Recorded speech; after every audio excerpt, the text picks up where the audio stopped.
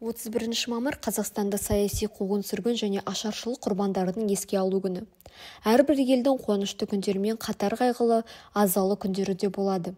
Адам өмір сүргендіктен, ұлт болғандықтан өзінің тарихынан тағылым алып, қайдан шыққанын, қайдан келе жатқанын ұмытпауы керек.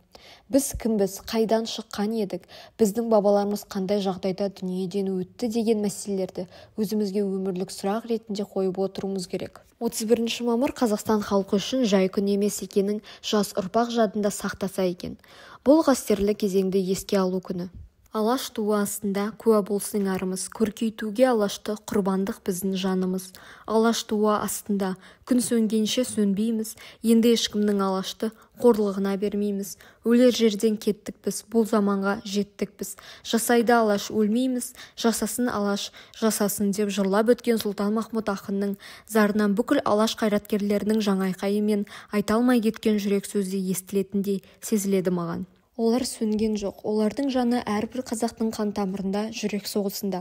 Біздің бүгінгі бейбіт күнімізге сөнбейтін күнді сыйлаған аяулы ақтаңгерлер жер бетінде ең соңғы қазақ қалғанша мәңгі жасай бермек.